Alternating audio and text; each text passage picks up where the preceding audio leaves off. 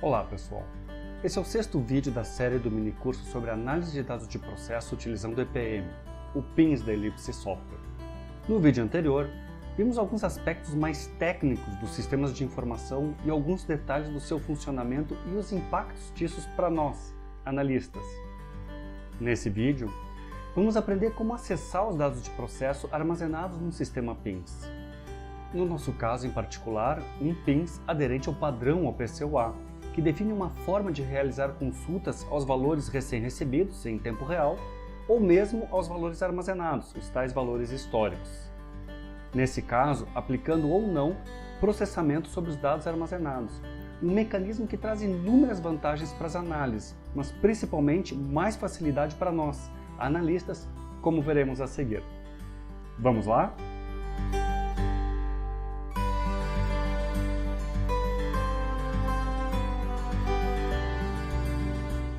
Bom, vamos lá então para o slide número 15.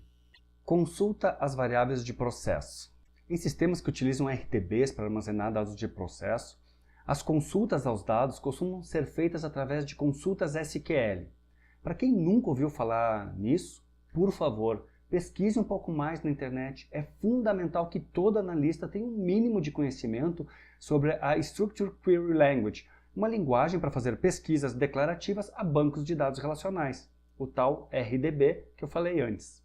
Os sistemas PIMS, em geral, não utilizam um formato de tabelas relacionais em um formato trivial para armazenar suas séries temporais, pois, devido às características dos cenários em que são utilizados, é possível implementar inúmeras otimizações na forma de coleta, armazenamento e disponibilização dos dados quando se parte da premissa que eles são séries temporais e, via de regra, são recebidos em uma sequência temporal.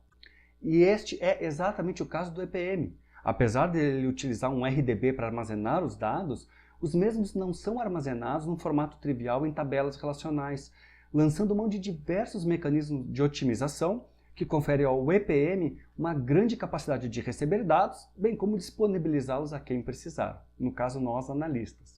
E melhor, de forma mais simples para o povo das engenharias, através de uma função do tipo getData.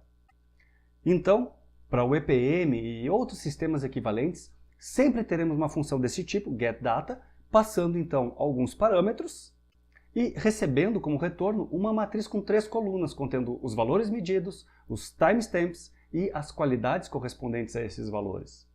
Em geral, os parâmetros são estes daqui. O nome da variável, aquele identificador único que nós falamos, o tal tag, a data de início do período, notem que aqui é inclusive essa data, a data de final do período, exclusive. Por exemplo, se eu quiser pesquisar os dados do mês de março, eu vou pegar do dia 1º de março até o dia 1º de abril. 1º de março à meia-noite, 1º de abril à meia-noite. Notem que eu vou pegar o 1º de março inclusive, mas o 1º de abril não vai entrar. Isso porque, se eu tivesse que incluir aqui assim o dia 31 de março, às 23 horas, 59 minutos, 59 segundos, dependendo da precisão, eu poderia perder algum valor que veio uns milissegundos antes de chegar no dia 1º de abril. Ok? Outro ponto importante, que é muito comum nós esquecermos, é o time zone. Por se tratar de séries temporais, é fundamental ter especial atenção com a questão dos fusos horários, ou time zones. Por conta disso, é que os softwares PIMS armazenam os dados em UTC, Coordinated Universal Time. Isso significa que os dados são guardados com timestamps de tempos contínuos, sem sofrer problemas decorrentes de fusos horários distintos ou mesmo de horário de verão. Portanto, ao se efetuar uma consulta aos dados de processo, é preciso estar ciente disso a fim de informar o período de interesse de maneira correta. Depois dos time zones também nós temos o tipo de agregação. Quando eu falar em agregação, para quem não está muito habituado, isso vem da própria linguagem SQL, nada mais é do que um processamento matemático em cima dos meus dados. Então, em vez de eu pedir os valores brutos como foram armazenados, também chamado de raw, eu vou pedir, por exemplo, os valores interpolados. Neste caso de ter agregação, eu também preciso informar o intervalo de processamento, ou seja, eu quero interpolado a cada segundo, a cada minuto. E também existe um aspecto que muitas vezes a gente acaba esquecendo, que é o tratamento das extremidades, da data de início e da data de fim. Caso o período que eu informe não tenha valor exatamente naqueles extremos, como é que eu devo tratar estes valores extremos? Tudo isso é definido no padrão OPCOA. Então, consulta os dados históricos conforme o padrão OPCOA. O padrão OPCOA define um conjunto bastante amplo de formas de aplicar essas tais agregações ou processamentos sobre os dados. Recomendo que consultem o padrão para compreender melhor os detalhes de cada tipo dessa consulta, onde podem ser aplicados, etc. Eu gravei um vídeo extra sobre agregações OPCOA, o link está aqui na descrição, caso queiram aprender um pouco mais sobre esse tema. Aqui nós temos uma breve lista de algumas dessas agregações. Nós temos a consulta raw, ou seja, são os dados brutos como eles foram armazenados. Aquela consulta que eu havia comentado com vocês, a interpolative, para calcular a interpolação dos dados. A average, a time average, a total, minimum, máximo, range, count, dentre outras inúmeras funções que tem. Eu faço um destaque aqui para essas aqui que estão em laranjas, que em geral eu vou buscar, na maioria dos casos, para consultas a dados de processo, eu acabo buscando os valores brutos, como são armazenados e eu trato eles, os valores interpolados, para quê? Para eu poder ter os valores igualmente espaçados, porque a maioria dos algoritmos matemáticos, como eu havia comentado, partem dessa premissa, e no caso de software spins, lembram que os dados são coletados por subscription e não por pooling? Então, aqui eu consigo ter eles igualmente espaçados. E também a time average, que é uma média ponderada ao longo do período. Então vamos lá, mãos na massa. O exercício agora é fazer um detalhamento das análises, baseado em cima daquele exercício anterior que nós fizemos, das análises preliminares. E nós precisamos fazer um gráfico das temperaturas médias diárias dessas duas variáveis, da EPM-Dev e da E3Dev Temperature, do mês de junho de 2017. Então vamos lá abrir o EPM Studio? Abra o EPM Studio aí vocês. Para quem tem na sua máquina local, logicamente vai colocar localhost. Como eu estou utilizando a máquina de treinamento fornecida pela Ellipse Software e eu tenho uma conta aqui, coloco o endereço, clico aqui para ver qual é o tipo de política que eu vou me conectar, no caso não preciso de segurança nenhuma, meu usuário, minha senha, connect. Ok, então vamos lá. Expandam aqui o nodo, vocês provavelmente não... Quem está usando a máquina do EPMTR não vai ver todos esses nodos, quem está no localhost, como eu já havia mencionado anteriormente, vai ver tudo. Vamos expandir o chat análise. E aqui no server, notem que nós temos o exercício 1, que vocês devem ter copiado para a pasta local.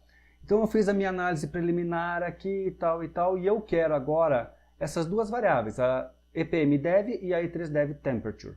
Então tá, o que eu faço? No processo natural, fiz as minhas análises, identifiquei o período, posso vir aqui no Select Period e vou selecionar este período aqui. Clico com o botão direito, posso exportar para CSV, posso criar um bookmark, mas eu vou criar um dataset.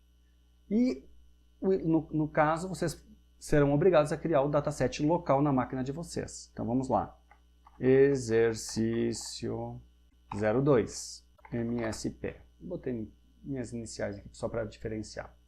Entrei no ambiente do dataset análise. Notem que eu não quero essas outras variáveis aqui. Então eu já posso vir aqui deletar o gráfico de cima, do display de cima, remover. Ele já remove as variáveis que estavam nele e estão só as duas que eu já estou aqui assim. Primeira diferença do ambiente de dataset. Dataset é um período e não uma ferramenta para visualização de análise preliminar e ficar navegando temporalmente. Então a primeira coisa que eu faço, eu defino o meu período. Então aqui eu vou colocar aqui 1º de junho à meia-noite, lembra que eu comentei com vocês antes, até o dia 1º de julho de 2017, só que também à meia-noite. Este valor aqui ele não vai pertencer aos meus dados aqui na consulta. No momento que eu clico em Execute, ele vai executar essa consulta exatamente para esses dois períodos. Muito fácil, né? E aí vem um outro detalhe. Vocês estão vendo que tem aqui uma marquinha branca? Essas marquinhas brancas são adicionadas com anotações. Se eu vier aqui na aba Annotations, eu consigo ver as anotações que foram colocadas. Nesse ponto aqui é um valor espúrio, nesse ponto aqui é um outro valor espúrio. Ok? No vídeo da braçagem, nós utilizamos exatamente estes recursos aqui para colocar as anotações de cada etapa do processo de braçagem e que depois o Jonathan utilizou na análise dele. Confiram lá, bem legal. Retornando, As minhas variáveis, essas duas variáveis, elas estão utilizando uma consulta do tipo trend. Trend é uma consulta criada pelo próprio EPM, não é definida no padrão OPC-UA, mas é uma consulta que traz dados para mostrar em gráficos, basicamente. Aqui eu clico, aqui eu tenho inúmeras consultas que eu posso fazer. Eu posso pegar os dados brutos, os dados interpolados. Vamos pegar aqui os dados brutos, então. Execute. Então ele basicamente tem a mesma cara, porque ele só consegue mostrar o número de pontos em cima de um pixel de acordo com a resolução da minha própria tela, né? Era o esperado. Ok. Este aqui é o ambiente do dataset, então eu vou poder selecionar as minhas variáveis e definir qual é a consulta. Vamos nos focar agora só nessa segunda aqui. Vamos desmarcar essa aqui. Essa aqui é que o exercício pede para as duas, mas nós vamos fazer só para essa aqui. Ela pede a temperatura média diária. Como é que nós vamos fazer isso? Simples, eu vou vir aqui, vou duplicar essa pena, vou dar um edit aqui, só para facilitar, eu vou chamar de TAVG, Time Average. Então, após duplicar a minha variável e clicar em Execute, ela vai plotar exatamente sobre a mesma variável anterior. Lógico, né? Então eu preciso selecionar a variável, dizer que eu quero a consulta do tipo Time Average, e atenção, eu não quero o intervalo de processamento de 1 segundo, eu quero de 1 dia. E agora, Execute. Opa, mas olha ali, que feio que ficou. Ela está plotando assim. Por quê? Porque a variável E3DevTemperature, ela está configurada para ser uma variável do tipo contínua. Lembram disso do vídeo anterior? Quando eu for plotar aqui, a ferramenta gráfica, opa, é uma variável contínua, então faz lig. Mas neste caso, é óbvio, não faz sentido eu fazer esse tipo de gráfico. É bem mais interessante eu vir aqui, Edit, e dizer que para esta pena, que eu estou plotando aqui, fazendo a consulta agregada diária, ela fica melhor colocado o valor discreto. Agora sim, fica bem mais fácil de visualizar. A gente pode, inclusive, vir aqui, vamos trocar a cor para amarelo, para ficar mais visível. Então aqui eu tenho as temperaturas médias diárias desta variável. Pare o vídeo e façam o mesmo agora para outra variável, conforme o exercício. Ok, fizeram o exercício? Vamos seguir aqui? Bom, o que o analista precisava fazer no exercício anterior era visualizar as temperaturas médias diárias do mês de junho de 2017. Notem que, neste caso, nós temos alguns valores outliers que vieram do sensor e foram armazenados. Notem também que, neste caso em particular, os valores são exatamente 0 e 100, o que pode indicar que essas variáveis estavam com a opção Clamping to Range habilitada. Lembram disso também, do vídeo anterior? Caso não lembrem, assistam novamente ao vídeo 5, onde abordamos essas questões relacionadas às configurações das variáveis de processo e os impactos que podem trazer para as nossas análises. Retornando ao exercício, o caso do cálculo da média ponderada pelo tempo não chega a sofrer uma alteração significativa com apenas um valor fora do esperado. Não vale a pena perder tempo com o tratamento destes valores espúrios. Alguns até poderão dizer, mas é fácil, é rapidinho, por que não fazer? Concordo, nesse caso até poderíamos tratar esses valores de alguma forma antes de fazer a tal consulta Time Average. Porém, imaginem que este tratamento precisa ser feito a um grande volume de dados, um volume muito maior, e numa análise automatizada, tendo que retornar um resultado bem rapidinho. Esse tratamento pode levar mais tempo, e nestes casos é preciso avaliar cada situação para decidir se realmente vale a pena perder este tempo e ganhar tão pouco em acurácia. Pode ser que sim, pode ser que não. E aí entra o bom senso e a experiência de vocês. Ok, mas agora se fosse necessário determinar os valores dessas temperaturas mínimas e máximas diárias. Nesse caso é fundamental tratar estes valores antes de prosseguir. Ou então, se possível, remover do resultado os dias que apresentam estes valores. Mas, supondo que não é possível eliminar esses dias de análise, como eu resolvo este problema? Com Python, é lógico. Então, uma solução simples para isso seria eu pesquisar por dados fora de uma faixa de 3 desvios padrão fora de um valor médio. Então, pessoal, como eu havia comentado, nós temos à nossa disposição diversas formas de usar a linguagem Python para as análises aqui no EPM. No caso do Dataset Analysis, para nós acessarmos esse ambiente, basta clicar aqui sobre Scripting que vai ser expandido então um console para entrarmos com comandos Python. Vamos lá para o EPM Studio. Eu vou mostrar este exemplo fazendo passo a passo com calma para vocês poderem acompanhar. Vamos fazer junto? Bom, eu tenho este gráfico aqui que eu tinha feito com vocês antes, mas eu já tenho prontinho um dataset para esse exercício 2, para a gente resolver o problema do valor máximo. Vamos lá? Expandam lá nos datasets, no server. E aqui vocês têm o exercício 2. Então, pressionem o Ctrl e arrastem para a área local de vocês. Está aqui o exercício 2. Eu vou executar aqui. Ele já está pronto só para o valor da temperatura máxima. Atenção, cuidado para não colocarem caracteres inválidos aqui nos nomes, até porque nós vamos usar esses nomes dessas penas no ambiente Python. Então esses nomes das penas vão ser variáveis no console Python. Então eu tenho que ter atenção para que sejam nomes bem bonitinhos, ok? De preferência só ASCII. Então agora vamos lá para a parte do Python. Expando aqui o scripting, ele carrega o Python 3.7, eu instalei na raiz do C, é altamente recomendado fazer isso. Ele faz várias inicializações, aqui assim vocês não precisam se preocupar com isso, nós vamos ver no próximo vídeo mais detalhes sobre o uso do dataset e do Python.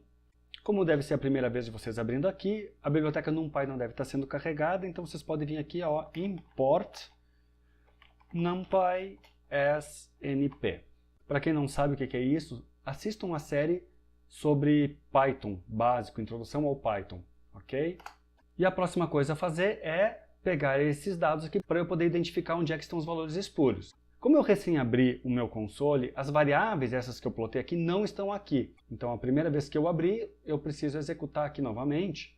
E agora ele trouxe essas variáveis para o meu espaço de trabalho no Python. Por isso é importante dar um nome legal para as penas, porque esses nomes vão virar nomes das variáveis no meu ambiente Python.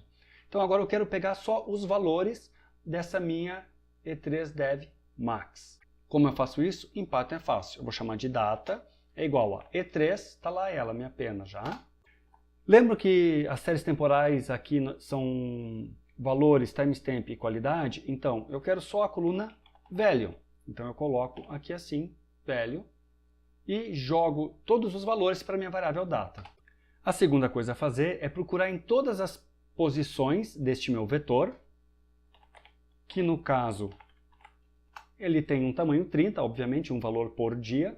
Eu preciso procurar por algum valor que está fora daquele critério que eu defini como outlier, que seria 3 desvios padrões acima da média. Então, eu vou usar aqui o pos igual, usando uma função do Python, np.argwhere. Então, procure onde tem um argumento, onde o valor de data é maior do que 3 vezes o desvio padrão de data. Como é que eu calculo? Data.std. Aqui eu calculei os 3 desvios padrões de data. Acima da média. Data.min. Barbada, né? Bastante intuitivo e dá para ler. Pronto, encontrei a posição. Notem que aqui a posição onde ele encontrou é a 21. Em Python, assim como C++, os índices iniciam em 0 a sua contagem. Assistam o vídeo caso não saibam disso também. Então, é certo, no dia 22 é onde ele encontrou este valor espúrio. Agora, o que eu vou fazer? Como eu vou tratar este valor? Eu poderia removê-lo. Eu vou optar por substituir todos os lugares onde ele achou um valor espúrio pelo valor médio. Como é que eu faço isso aqui? Primeiro eu vou criar uma outra variável, que eu vou chamar de ymax, e ela nada mais é do que uma cópia dessa minha max temperature.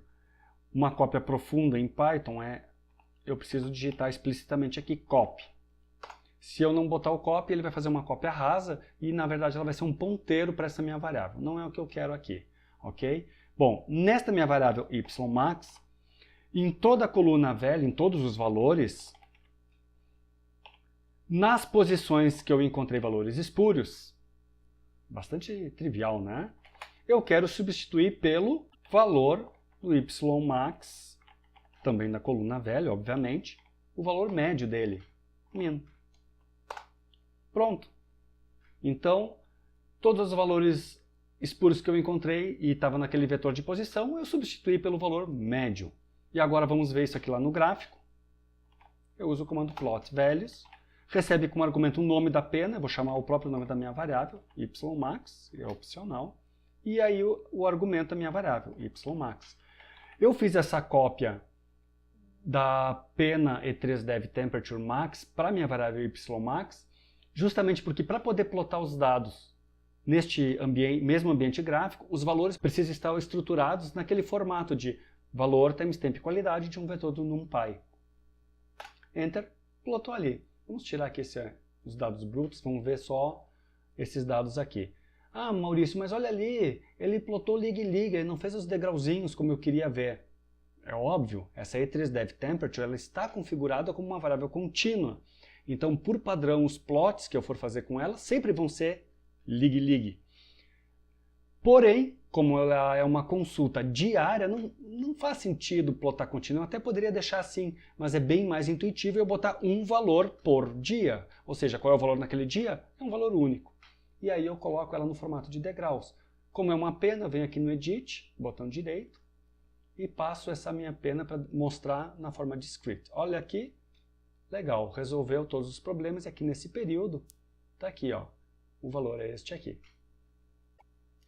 Eu sugiro que parem o vídeo agora e tentem fazer o mesmo para remover o outlier mínimo.